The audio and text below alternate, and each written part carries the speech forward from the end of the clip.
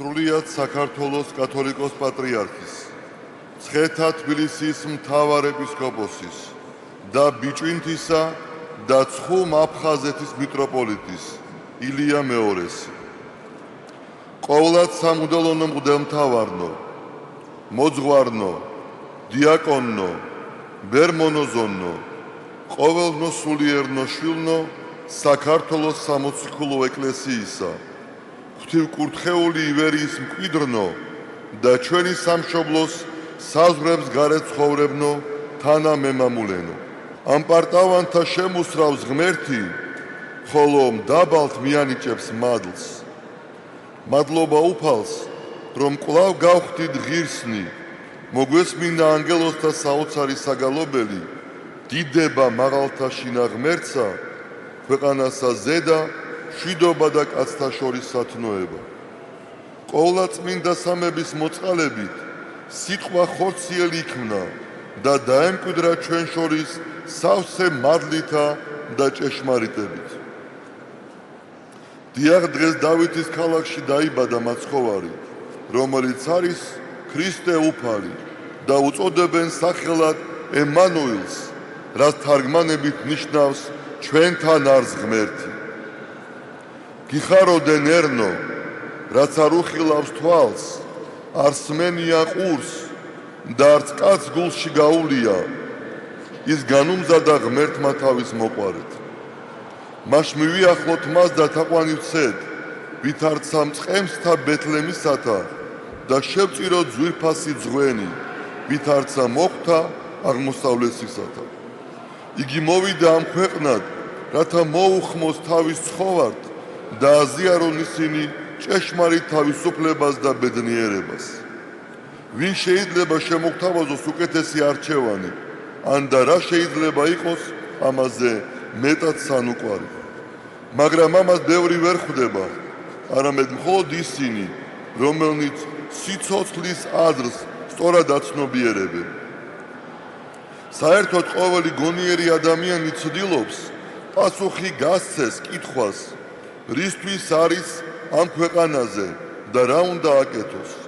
ეს კი ცხოვრების საზრისის, ანუ სამყაროში თავისი ადგილის პოვნას გულისხმობს.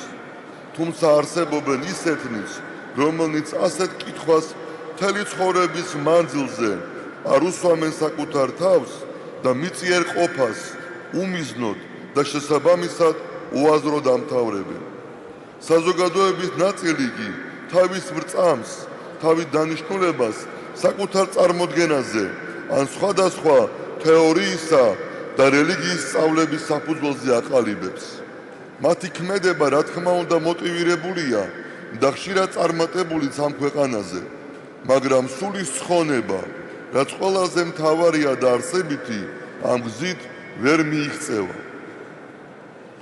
ყველასგან განსხვავებულია ჭეშმარიტ სარწმუნოებაზე დაფუძნებული ცხოვრების საზრისი. მას შეიძლება ქრისტესმიერი გონება ეწოდოს, რადგან იგი პირველ რიგში სულიწმის მადლმოსილებას გულისხმობს, შემდეგ კი ადამიანურ შესაძლებლობებს.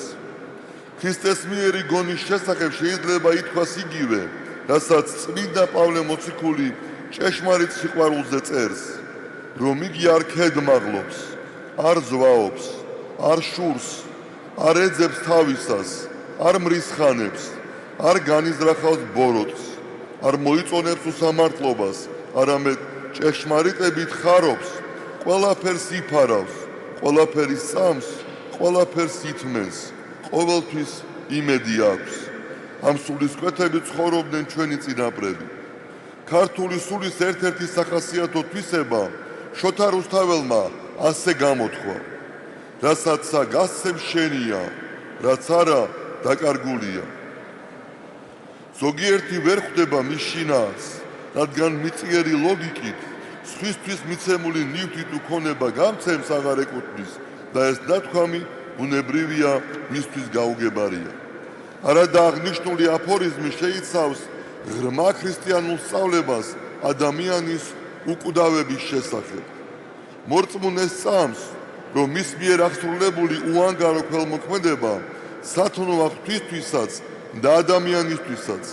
ამასთან იცის, რომ რასაც გასცემს ამ ქვეყნიურ დროებით ყოფაში, მას მარადიულ ცხოვრებაში დაიუნჯებს და ეს არ არის მიზეზი მისი სულიერი სიხარულისა. ხოლო რასაც არ გასცემს, ბუნებრივია, ის მას მარადიულ ყოფაში არ მოაკლდება. ამიტომაც ქრისტიანული ტრადიციის მიხედვით, მიცვალებული სულისთვის ლოცვასთან ერთად მის სახელზე მოწყალებით გაღება აუცილებელია, რაც დიდად შეეწევა გარდაცვლას. სწორედ ასეთი აზროვნებიდან გამომდინარეობს ქართველი კაცის სტუმართმოყვარეობა, ხელგაშლილობა, თანადგომისა და თავგანწირვის უნარი.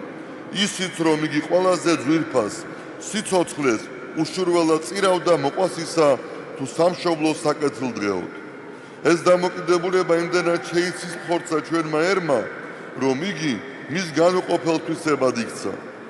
ხამს მოყვარე მოყვრისათვის თავი ჭირს არ დამრიდად, გული მისცეს გულისათვის სიყვარული გზად და ხიდად. საუკუნეებია შთამომავლებ დევიზად გადაეცემათ ეს სიტყვები. ასე იზრდებოდნენ თაობები, რა თქმა უნდა მათ შორის მუდამ იყვნენ კარიერისა და პირადი კეთილდღეობის სურვილით საკუთარი მეობისა და ქვეყნის ინტერესების ნებაყოფლობით უარ მყოფელნი და საზოგადოებისათვის ცუდი მაგალითის მიმცემნი. მაგრამ დღემდე სწორედ იმიტომ მოვახციეთ, რომ ქართველი ხალხის უდიდესი ნაწილი გაჰყვა არა მათ, არამედ ჩვენი ეროვნული მეობისა და სარწმუნოებისათვის თავდადებულებს. ახლა დრო შეიცვალა, თუმცა ბრძოლა ისევ გრძელდება.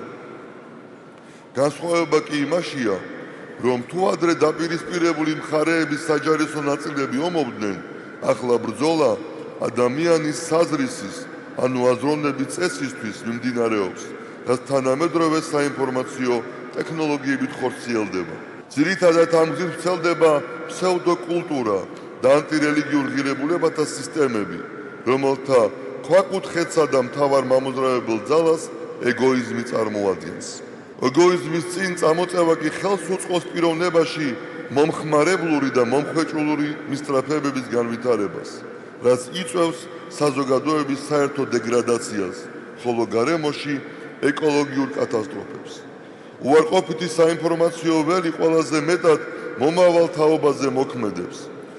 ისინი ხომ ცხოვრების დიდ ნაწილს ტელევიზორთან და ინტერნეტთან ატარებენ და ფაქტობრივად არავინ არის მათი სწორად ფორმირებისათვის ხელშემწყობი, რადგან სკოლაც და უმაღლესი სასწავლებელიც სათანადოდ ვეღარ ასრულებენ აღმრდელობით ფუნქციას, არც მშობლებს სალია ჩვილებისათვის, ეკლესიაც მასთან მისულთა მიმართ ძირითადად ახსარებითა და ზიარებით იფარგლება. ეს ასე აღარ უნდა გაგრძელდეს და რეალური ნაბიჯები უნდა გადავდგათ მდგომარეობის გასაუმჯობესებლად. ამისათვის კი არსებული ვითარება სწორედ უნდა შევაფასოთ. ფაქტია, რომ ელექტრონული მასმედიით უარყოფითთან ერთად ძალიან ბევრი საინტერესო ინფორმაცია ვრცელდება ყველა სფეროში. ამაშია გლობალიზაციის ერთ-ერთი დადებითი მხარე და სწორედ ეს უნდა გამოვიყენოთ სათანადოდ. ფიქრობთ, ამიტომაც კარგად უნდა ავითვისოთ ახალი ტექნოლოგიები და მათი საშუალებითაც უნდა გაუჩინოთ ახალგაზრდებს ღრმა აზროვნების სურვილი, ავისა და კარგის გარჩევის უნარი, გავუღვიოთ ინტერესი სხვადასხვა ქვეყნის ისტორიისა და კულტურისადმი, რათა დააფასონ სხვათა ღირსება და მათგან კეთილი შეითვისონ. მაგრამ ყოველივე ამას შეძლებს მხოლოდ ის, ვისაც მყარად აქვს ჩამოყალიბებული ეროვნულ-ქრისტიანული საზრისი. ამისთვის კი აუცილებელია ვასწავლოთ მათ საქართველოს ისტორია და ლიტერატურა, ქართული ფოლკლორი, კულტურა და ჩვენი ქრისტიანული ტრადიციები. ჩვენ უნდა შექმნათ კონკურენტუნარიანი საინფორმაციო გარემო, რომელიც ზემო აღნიშნულ ფასეულობებს დაეფუძნება და მათ თანამდებობისაებთან შესთავაზებს. ეს კი დიდად დაეხმარება ახალგაზრდებს და მოუკიდებლად გასცემ პასუხი დროის გამოწვევას. ამაშია საქართველოს გადარჩენა. ახლა კი თქვენს ყურადღებას საქართველოს ისტორიაზე შევაჩერებ. სამწუხაროდ ჩვენი უძველესი ისტორიის ზოგიერთი საკვანძო საკითხი, რაც ქართველთა წარმომავლობასა და ერის ერთიანობას უკავშირდება, რეალური სახით თანამედროვე საზოგადოებამ ნაკლებად იცის. ამის მიზეზი არის ის, რომ ცარიზმი და საბჭოთა იმპერია ყოველთვის ცდილობდნენ იგი არაობიექტურად წარმოეჩინათ. მათ არ სურდათ ჩვენს ხალხში ეროვნულ-პატრიოტული სულისკვეთების გაღვივება, რადგან იგი სახელმწიფოებრივი დამოუკიდებლობის მოთხოვნის საშიშროებას შეიცავდა. არაობიექტურად მიწოდებული ისტორიის საფუძველზე სრულიად უკანონო და უსამართლოდ შეიქმნა მაგალითად ავტონომიები მე-20 საუკუნის დასაწყისში რუსეთის მიერ დაპყრობილ საქართველოში. ადრეც მithქვამთ, რომ სწორედ ამიტომ განსაკუთრებულ ცენზურას განიცდიდა ქართული ისტორიოგრაფია, ენათმეცნიერება და სხვა ისეთი მიმართულებები, რომელიც მსოფლმხედველობის განსაზღვრელ დარგებად მიიჩნეოდა. ჩვენს ცნობილ მკვლევარებს დიდი ძალისხმევა და თავდადება დასჭირდათ, რათა ნაწილობრივ მაინც გადაერჩინათ და დღემდე მოეტანათ ჩვენი ერის ისტორიული სიმართლე. ახლა კი, როდესაც აღდგა საქართველოს თავისუფლება, აუცილებელია შეგნებულად დაფარული წარსულის წარმოჩენა და საქართველოს ობიექტური მატიანი დაწერა უხსოვარი დროიდან დღემდე. აღნიშნულ საკითხზე ბოლოს ცდომაზე იმჯელა წმინდა სინოდმა და მიიღო სათანადო გადაწყვეტილება. ამაჯერ კიდევ მე-19 საუკუნეში და მე-20 საუკუნის დასაწყისში ცდილობდნენ ჩვენი სასიქადულო მამულიშვილნი, მაგრამ მათი ნააზრევი მაშინდელი სახელმწიფოებრივი იდეოლოგიის საპირწონედ ბუნებრივია ვერ იქცა. მაგალითად გავიხსენოთ წმინდა ილია მართალი, რომელიც ქართველთა ფესვებს უკავშირებს ურარტულ წიაღს, რასაც ალბათ ისიც განაპირობებდა, რომ ურარტულთა სამთავარ ღვთაებას შორის უპირველეს ქალდი ერქვა. ურარტულნი ქართველთა წინაპარნი ყოფილან, ქართველთა სისხლხორცნი, წერს იგი ქვათა ღაღადში და მაზრს მისი დროის უცხოელ მეცნიერთა მკვლევარებიც ამყარებს. თავის ცნობილ ნაშრომში ივერიის კულტურული როლი რუსეთის ისტორიაში კათოლიკოს პატრიარქი კირიონიც არაერთხელ აღნიშნავს, რომ ქართველნი შთამომავალნი არიან ქალდეველთა, რომელიც დიდი ნაწილი წვლილი შეიტანეს უძველესი მსოფლიო ისტორიის და კულტურის განვითარებაში. საყურადღებოა, რომ ქალდი დღესაც ხვია უძველეს ქართულ კუთხეს ტრაპიზონის მთებში, სადაც ოდითგან ცხოვრობდნენ ლაზები. ქალდიად ლაზურ ჭანურ სივრცეს მოიაზრებს დიდი მეცნიერი პავლე ინგოროყვას. ამ ტოპონიმთან დაკავშირებით კი პირველი ინფორმაცია ჩვენს წერილობით წყაროებში ლეონტი მროველთან ხვდება.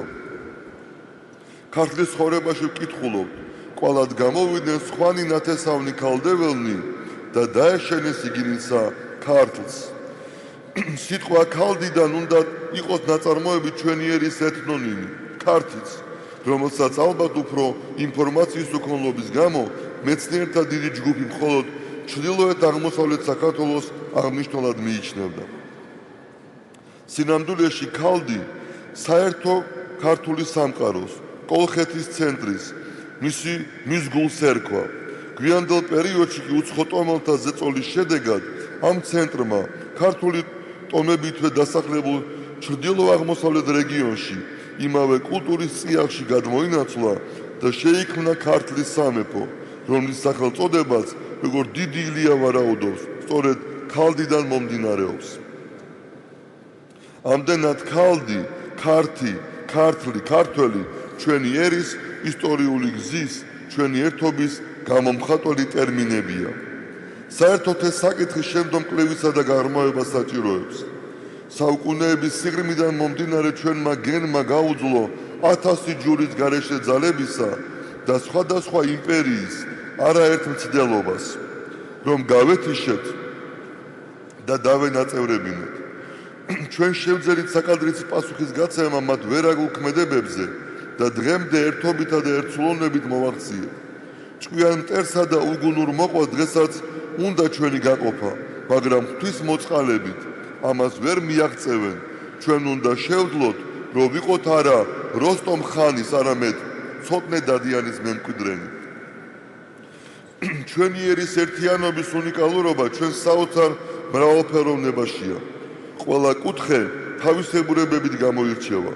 განსხვავებულია მათი სიმღერა, ცეკვა, სამოსი, სამზარეულო, მეტყველება, კილო, მაგრამ ამავე დროს ყოველივე ეს ერთიანი ქართული სულის განუყოფელი ნაწილია.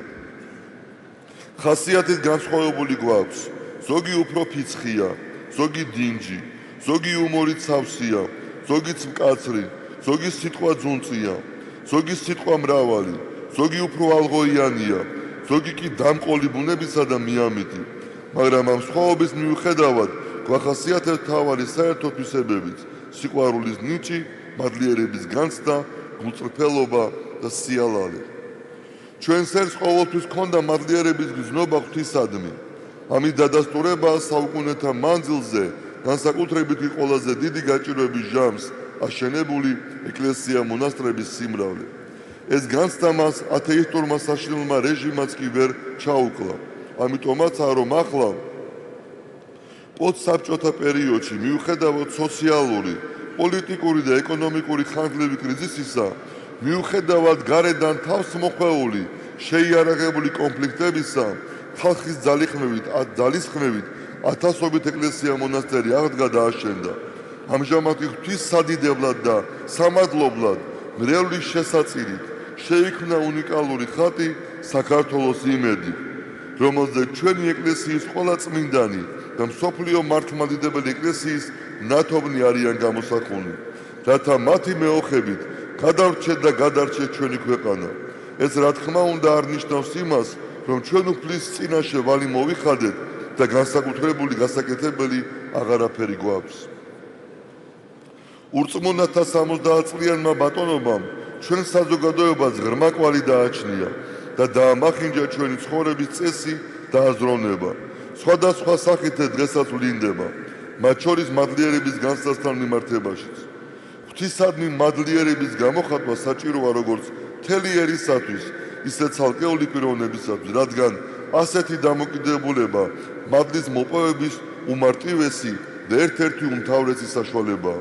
სახარებაში ვკითხულობთ, რომ განკურნებული 10 კეთროვანიდან მხოლოდ ერთი სამარიტელი დაბრუნდა მაცხოვართან მადლობის სათქმელად და ამიტომაც ღირსი გახდა შემოქმედი ღმერთი შეეცნო და ცხონების გზა ეპოვა. ხოლო დანარჩენი 9 განკურნებულმა კეთროვანმა, რომელნიც აბრაამის შთამომავალნი იყვნენ და სასופევლის ძედ იწოდებოდნენ, უმადურობით დაკარგეს უფალი.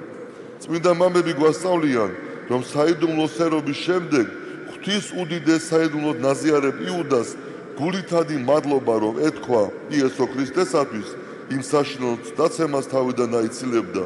ამიტომაც იუდა ღალატთან ერთად უმადურობის სიმბოლოდაც მიიჩნევა. მადლიერების გზნობა ღვთისაგან გვაქვს მონიჭებული, წერენ მამები, დათვით ადამიანური ბუნება გვიბიძგებს ასეთი დამოკიდებულება გქონდეს ჩვენთვის ზრუნველთადმი. შინაური ცხოველები და მხეცებიც კი არავლენენ სიყვარულს კეთილის ყოფილთადმი და რაოდენ გმართებს, ეს განცდა გამოვხატოთ მის მიმართ, რომლისაგანაც შეიქმნა ყოველი, რომელმაც მოგმადლა ქვეყანა უთვალავი ფერითა, მოგვანიჭა სიცოცხლე, გონება, თავისუფალი ნება, ჯანმრთელობა, სიყვარულის უნარი, ბედნიერების განცდა. სამყაროს აღქმა, რომელიც გვინთებს ყოველ დღეს, გვაძლევს საკვებს, სითბოს, ჰაერს, წყალს და რაც ყველაზე მთავარია, თავისი ჯვარცმისა და მსხვილშემწირული სიყვარულის ფასად ბოძებული წაროვალი ნეტარის ცხოვრების შესაძლებლობა. განა შეიძლება რომ ყოველ წამს არ გრძნობდეთ მის მზრუნველობას, ვიყოთ ყოველივე ამის მომხმარებელნი და არ გამოვხატავდეთ მისადმი გულწრფელ მადლიერებას. ვიქცევით კი ასე, ჩვენ და სამარცხვინოთ ხშირად მადლიერებას ასე თუ ისე ადამიანებისადმი უფრო ვიჩენთ, ვიდრე უფლის მიმართ. მოჩვენებით მადლიერებას კი როგორც ყოველ ფარისეულურს აზრი არა აქვს და სისაძაღლია იგი ღვთისა და კაცის წინაშე. გავიხსენოთ კაენისა და აბელის მაგალითი. რატომ შეიწირა ღმერთმა აბელის მიერ მირთმეული სამადლობელი ძღვენი, ხოლო კაენისა არა? იმიტომ რომ აბელმა თავისი ქონების საუკეთესო ნაწილი გაიღო და ეს უფლისადმი მთელი სიწრფოებითა მადლიერებით გააკეთა. კაენმა კი უგულოდ მოვალეობის მოხდითა და ამპარტავნებით. სწორედ ამიტომ განიძარცვა იგი მადლისაგან და დაეუფლა საშინელი შური ძმის მიმართ, შემდეგ იმდენად დაეცა, რომ ყურად აღარ იყო აღარც შემოქმედის გაფრთხილება, თუ სიკეთის მქნელი არ ახარ, ცოდვა ჩასაფრებულია კართან, შენსკენ აქვს მას ლტოლვა, შენ კი იბატონე მასზე და მკვლელობის უსაშინლესი ცოდვის პირველი ჩამდენი გახდა. ამის მთავარი მიზეზი კი უმადურობა იყო. უმადურობა ამ პარტავანთა, ანუ ყველაზე დიდი და საშინელი ცოდვის მქონეთა ერთ-ერთი თვისებაა. მაშინ, როდესაც გულწრფელი მადლიერება თავმდაბლობის გამოხატულებაა და ასეთ ადამიანებს ახასიათებს. ღმერთს მადლობა უნდა შევწიროთ ყველაფრისათვის, მათ შორის ავადმყოფობისა და სხვადასხვა განსაცდელისათვის, რადგან უფლის განგებულებით აღესრულება ყოველი და იგი აუცილებელია ჩვენი სულიერი აღზრდისა და ცხოვრებისათვის. ვინც უყვარს უფალს, მასზე ზრდის, ხოლო შოლტით სცემს ყველას, ვისაც ძედ იღებს და თუ შორს ხართ აღზრდისაგან, ნაბოშრები ხარ და არა შვილები, გვასწავლის პავლე მოციქული. შეჭირვებისა და მწუხარების მადლიერებით დათმენის საუკეთესო მაგალითია კონსტანტინოპოლის პატრიარქი წმინდა იოანე ოქროპირი. იგი იყო მსოფლიო ეკლესიის უთვალსაჩინოესი მოღვაწე, გამორჩეული თეოლოგი, ჭერმეტყველი. მისი ნაშრომები დღესაც სამაგიდო წიგნებია ქრისტიანული რელიგიით დაინტერესებულთათვის. წმინდა იოანე ოქროპირი როგორც საზოგადოებაში, ისე სამეფო კარზე უდიდესი სიყვარულითა და ავტორიტეტით სარგებლობდა, მაგრამ შურითა და წლისწამებით სავსე ადამიანებმა იმდენი შეძლეს, რომ იმპერატორის ბრძანებით პატრიარქობიდან გადააყენეს და უსამართლო დევნილი და შეურაცხყოფილი გადასახლებაში გააგზავნეს, ჯერ სომხეთში, შემდეგ კი საქართველოში, კერძოდ აფხაზეთში, სოფელ კომანში, სადაც აღესრულა კიდეც. ასეთი დამცირების მიუხედავად, იგი სიცოცხლის ბოლომდე ქრისტეს ერთგულ მხედრად დარჩა და მაცხოვრისა და მოყვასის სიყვარული არასდროს დაშლილია. პირიქით აქედან ანუგეშებდა ბიზანტიაში დარჩენილ თავის სამწყსოს და მოუწოდებდა ნებისმიერ სიტუაციაში მადლიერნი ყოფილიყვნენ უფლისა. სწორედ მას ეკუთვნის ცნობილი სიტყვები მადლობა ღმერთს ყველაფრისათვის, რაც ფაქტობრივად პავლე მოციქულის ნათქვამის გამეორებაა, მადლიერნი იყავით ყველაფრისათვის, რადგან ასეთია თქვენ და მინება ღვთისა ქრისტე იესოში. ასეთი დამოკიდებულება სულაც არ ნიშნავს იმას, თითქოს მძიმე მდგომარეობას უნდა შევეგუოთ და ხველს დავემორჩილეთ. ანუ ბედისწერის შესახებ არასწორი სწავლება გავიზიაროთ. არამუდამ საჭიროა ლოცვა და სწორი ქმედება, როგორც ბრძანებს უფალი ჩვენი იესო ქრისტე, ითხოვდეთ და მოგეცეს თქვენ, ეძიებდეთ და პოვოთ. ოღონდ ამას არ უნდა ახლდეთ დრტვინვა და მრისხანება, არამედ შემოქმედისადმი ყოველივე მადლიერებით უნდა აღესრულებოდეს და თუ ჩვენი სურვილი იმ ეტაპზე ჩვენი სულისთვის სასარგებლოა, მაცხოვარი აუცილებლად შეისმეს მას. გავიხსენოთ მართალი იობი, როგორი სიმშვიდით, მოთმინებითა და მადლიერებით მიიღო მან თავს დატეხილი დიდი განსასწრელი. სანაცვლოდ კი უფალმა ამ ქონეყვნადვე მრავალწილად დაუბრუნა ქონებაც, დიდებაცა და პატივიც. სამწუხარო და ათეისტური აზროვნების გავლენითაა, რომ განსასწრელი დათმენა და მადლიერებით მიღება თანამედროვე საზოგადოების დიდი ნაწილისათვის სრულიად გაუგებარია. რადგან ისინი ასეთი დამოკიდებულების კეთილ შედეგს მიწიერ ყოფაში ვერ ხედავენ და ამასთან არ სჯერათ, რომ გარდაცვალების შემდეგ მარადიული სიცოცხლე იწყება, ამიტომაც ესწრაფიან დიდებასა და კეთილდღეობას ამ ქვეყნად.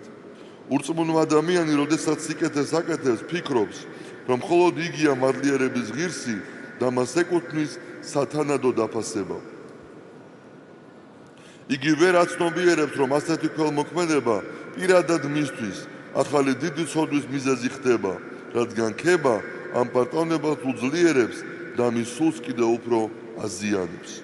ხოლო როდესაც მორწმუნე აღასრულებს სიკეთეს, ამას უფლის სახელით იქმს და ამასთან მადლობს შემოქმედს, რომ საშუალება მისცა სხვისთვის სიხარულის მინიჭებისა. ხარობს გაცემით, თუმცა თავს აღსრულებული ქველმოქმედების მხოლოდ გამტარად საშუალად აღიქვამს. ამიტომაც ჩრდილში ყოფნას ირჩევს და მადლობას და დიდებას უთმობს ღმერთს.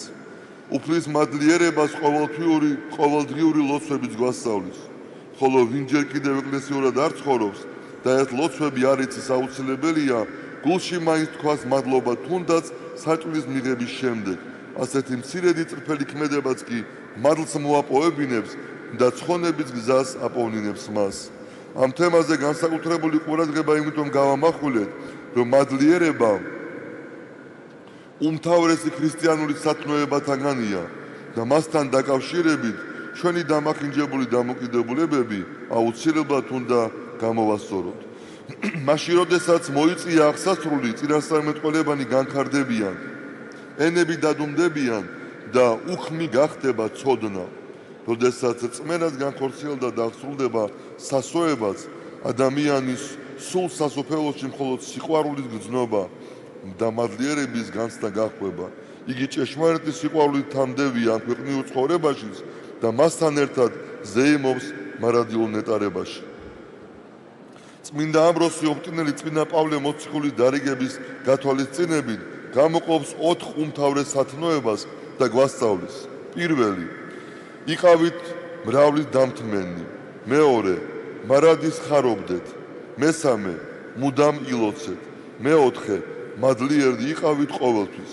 და ამასთან აღნიშნავს, რომ ამ სათნოებათა მოპოვება ბოლოდან, ანუ მადლიერებით უნდა დავიწყოთ, რათა მადლი შევიძინოთ.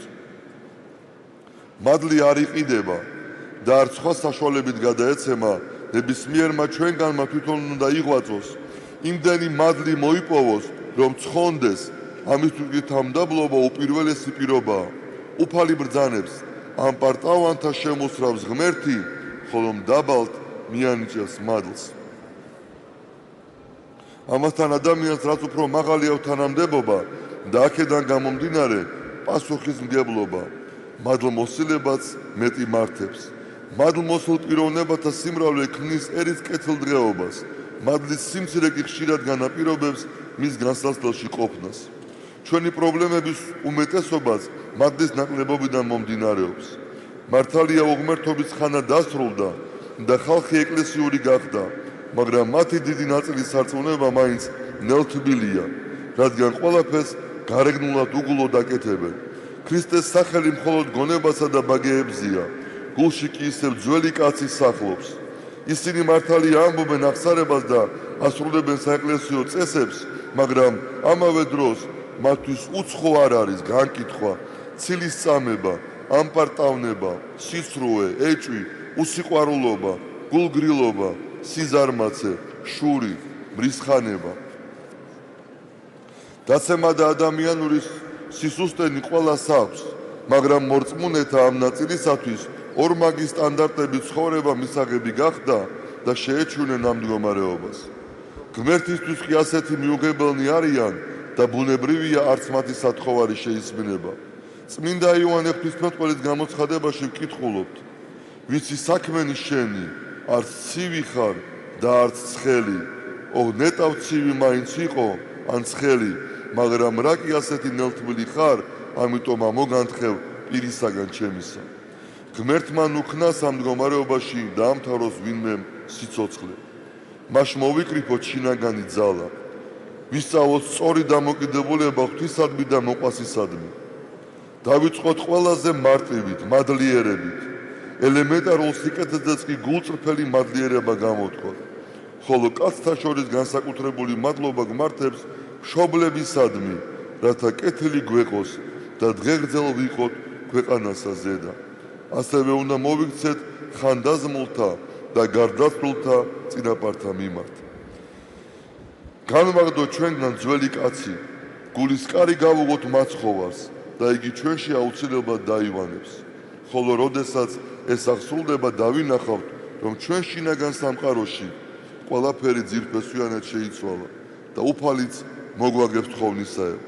საყვარელნო შვილნო, უდიდესი კრძალვით, სიყვარულითა და მადლიერებით განვიფინოთ ჩვენი სული, გული და გონება ბეთლემის ბაგასაში ნამწოლარ ხმას, ჩვენს უდიდეს მარადიულ ნუგეშსა და იმედს და შევგაღადოთ უფლის წინაშე ჩვენ საოცარ მეოხსა და მფარველს, ყოვლად წმინდა ღვთისმშობელს, მოწყალებისა კარი გამგვიღე, კურთხეულო ღვთისმშობელო, რათა რომელნი ესე შენ გესალთ, არა დავეცნეთ, არამედ განვერნეთ წინამძღოლთა მტერთაგან, რამე თუ შენ ხარ ცხოვრება, ნათესავისა, ქრისტიანეთასა.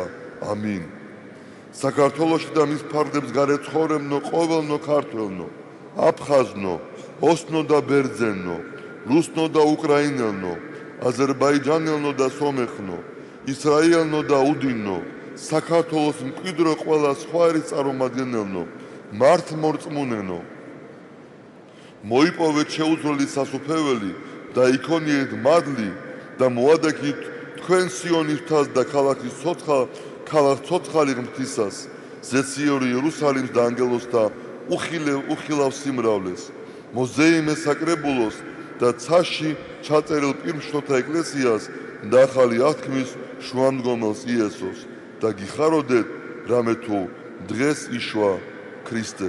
სიყვარული თქვენთვის მლოცველი ილია მეორე, სრულიად საქართველოს კათოლიკოს პატრიარქი, შობა ქრისტესი, 2012 წელი. სახელითა მამისათა, ძაძვისათა და წმინდისა სულისათა, ჩვენთან არის ღმერთი. ყველას გილოცავთ და მთელ საქართველოს ულოცავთ. ამ დიდებულ დღესასწაულს, ქრისტეს შობას, ღმერთმა ინებოს, რომ ყოველი ადამიანის გულში იშვას ქრისტე. ღმერთმა ინებოს, რომ მაცხოვარი ჩვენი მფარველი იესო ქრისტე განუშორებლად იყოს ჩვენთან, ჩვენს ოჯახებთან, ჩვენს შვილებთან, მთელ საქართველოსთან. დღეს ჩვენ ვიხსენებთ იმ ლოცვას, იმ საგალობელს, რომელსაც გალობდნენ ანგელოზი შობის დროს. დიდება მაღალთა შინაგ ღმერთსა, ქვეყანასა ზედა მშვიდობა და კაცთა შორის სათნოება. აი ადამიანებს შორის მშვიდობა რომ იყოს და კაცთა შორის სათნოება რომ იყოს, უპირველეს ყოვლისა ადამიანმა უნდა ადიდოს ღმერთი და ამის შემდგომ ეკნება მას დიდებაც, ბედნიერებაც, მშვიდობაც. დღეს თქვენ მიიღეთ საშობლო ეპისტოლე. იქ წერია, თავში წერია, რომ ღმერთი ამ პარტავანსა შემოსრავს, ხოლო თავმდაბალსა მიანიჭებს მადლსა. აი ეს წითელი ხაზით გადის მთელ ეპისტოლეზე და წითელი ხაზით გადის აგრეთვე თუ რა ძალა აქვს მადლიერებას, რამდენად საჭიროა მადლიერება. უფალმა ჩვენმა იესო ქრისტემ განკურნა 10 კეთროვანი, მაგრამ მადლობის სათქმელად მივიდა მხოლოდ ერთი და უფალი ეკითხება, 10-ნივე ხო განიკურნეს და 9 სად არიან? აი ეს შეკითხვა, რომ 9 სად არიან, ეს გვეხება პირადად ჩვენ გვავიწყდება უფლისთვის მადლობის თქმა. აი მე მithქვავს თქვენთვის იყო ასეთი შემთხვევა. ფსიქიურად გახდა ავად ერთი ქალბატონი ძალიან კარგი ოჯახიდან, მაგრამ ხანდახან გამოდიოდა ამ მდგომარეობიდან და ჯანსაღი ადამიანი იყო. და მღვდელი დადიოდა იმ საავადმყოფოში, ფსიქიატრიულში. და ერთხელ ეს ქალბატონი ეკითხება მღვდელს, მამაო, თქვენ მადლობას უძღვნით თუ არა ღმერთს, რომ ღმერთმა სახი გონება მოგცა. და ისე შემეშინდა ეს მღვდელი ამბობს, რომ იმის შემდეგ ყოველდღე მე მადლობას ვამბობდიო უფლის წინაშე ლოცვის დროს, რომ სახი გონება მაქვს. ღმერთმა დაგლოცოთ, ღმერთმა მოგცეს ჩვენ ყველა სახი გონება, რომ გავარჩიოთ თეთრი და შავი. ღმერთმა მოგცეს გული გონიერი, რომ ვნახოთ, დავინახოთ, სად არის ჭეშმარიტება და სად არის სიძულვი. ღმერთმა დაგლოცოთ, ჩვენთან არის ღმერთი. დალოცვილი და გახარებული გამყოფოთ მამაზე ციერმა. ჩვენის ლეგზემო